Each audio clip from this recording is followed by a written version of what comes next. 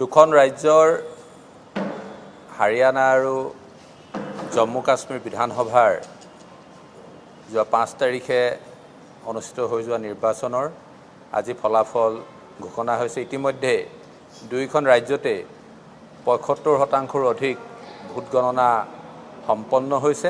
আমি ভাৰতীয় জনতা পাৰ্টি অতিশয় উৎফুল্লিত প্ৰতিগৰাকী সদস্য প্ৰতিগৰাকী কাৰ্যকৰ্তা যে বিগত লোকসভা নিৰ্বাচনৰ পাছত সমগ্ৰ ৰাষ্ট্ৰজুৰি ভাৰতীয় জনতা পাৰ্টিৰ আমাৰ নেতা নৰেন্দ্ৰ মোদী ডাঙৰীয়াকে ধৰি ভাৰতীয় জনতা পাৰ্টিৰ যি মূল সত্তা ৰাষ্ট্ৰীয়তাবাদৰ ওপৰত যি আক্ৰমণ চলিল, যি ধৰণে উপৰ্যুপৰি ইয়াৰ ওপৰত প্ৰশ্ন তোলা হ'ল, এই সকলো প্ৰশ্নক নৎসাত কৰি হাৰিয়ানাত তৃতীয়বাৰৰ বাবে ভাৰতীয় জনতা পাৰ্টি চৰকাৰ গঠন হ'বলৈ গৈ আছে আৰু আটাইকেইবাৰ পূৰ্বৰ দুবাৰতকৈ এইবাৰ সৰ্বোৎকৃষ্ট প্ৰদৰ্শন আগবঢ়াইছে ভাৰতীয় জনতা পাৰ্টিয়ে।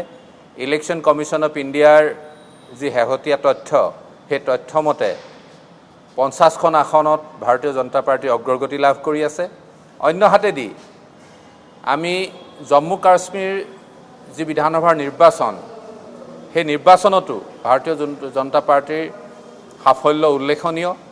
সকলোতকৈ ডাঙৰ কথা, যি কাশ্মীৰ ভেলীত ভাৰতীয় জনতা পাৰ্টিৰ অস্তিত্বৰ কথা কৈ বিৰোধীয়ে প্ৰশ্ন তুলিছিল, তাৰ কেইবাখনো আসনত য'ত 98%লৈকে মুছলমান জনসংখ্যা আছে, ভোটাৰ আছে, তাত ভাৰতীয় জনতা পাৰ্টি বিশেষকৈ বাৰামুলাৰ গেৰেজ ছিটটোত মাত্ৰ 1032টা ছিটত পৰাজয় বৰণ কৰিছে, অৰ্থাৎ ভেৰি ক্ল'জ ফিনিছ।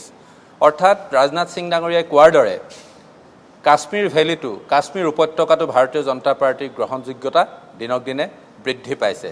আৰু এইখিনিতে এগৰাকী অসমীয়া হিচাপে আজি আমি হাৰিয়ানা নিৰ্বাচনক লৈ গৌৰৱ অনুভৱ কৰিছোঁ যে হাৰিয়ানাৰ নিৰ্বাচনত সাংগঠনিক দিশত নেতৃত্ব লোৱা ব্যক্তিজনে হৈছে অসমৰ 2014, 16, 19 আৰু 21 আমাৰ নিৰ্বাচনৰ অসমত জয়ৰ গুৰুত্বপূৰ্ণ ভূমিকা পালন কৰা সেই সময়ৰ অসমৰ সাংগঠনিক সম্পাদক ফণীন্দ্ৰনাথ শৰ্মা ডাঙৰীয়া এইবাৰ হাৰিয়ানাৰ সাংগঠনিক দায়িত্বত আছিল আৰু এই বিজয়ৰ এজন তেখেতো মূল নায়ক। গতিকে আমি তেখেতক লৈ গৰ্ব অনুভৱ কৰিছোঁ। না, কংগ্ৰেছৰ এইটো এটা পুৰণি বেমাৰ। তেওঁলোকক যিকোনো প্ৰকাৰে তেওঁলোকক ক্ষমতা লাগে। জনতাই কি ধৰণে আচৰণ কৰিছে বা জনতাই কি ধৰণে জনাদেশ দিব তাৰ ওপৰত তেওঁলোক বিশ্বাসী নহয়। কাৰণ তেওঁলোকে স্বাধীনতাৰ পাছতে 30 বছৰ একেলেঠাৰি যিধৰণে ভাৰত শাসন কৰাৰ এটা সুবিধা লাভ কৰিছিল, সেই কথাটোতে তেওঁলোকে ভাবি থাকে যে ভাৰতৰ জনতাই সেই একেধৰণে জনাদেশ দি থাকিব। সেইকাৰণে তেওঁলোকে খুব প্ৰিমেচিয়ৰ্ড কিছুমান আচৰণ কৰে। ঠিক আপোনালোকে চাব যে লোকসভাৰ পূৰ্বে হাৰিয়ানাৰ নিৰ্বাচনৰ কথা কওক, ছত্তীশগড়ৰ নিৰ্বাচনৰ কথা, তেওঁলোকে আতচবাজি কৰা আৰম্ভ কৰি দিছিল পুৱাৰ পোষ্টেল বেলত গণনা কৰোঁতে। আজিও একেটাই কথা। আমি সেইকাৰণে ভাৰতীয় জনতা পাৰ্টি এটা অত্যন্ত সংবেদনশীল ৰাজনৈতিক দল।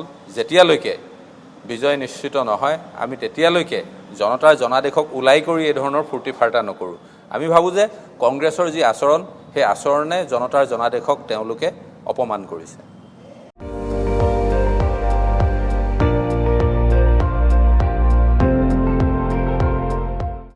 আপুনি চাই আছে ND24, সৰ্বশ্ৰেষ্ঠ নহয়, সৰ্বোত্তমৰ দৌৰ।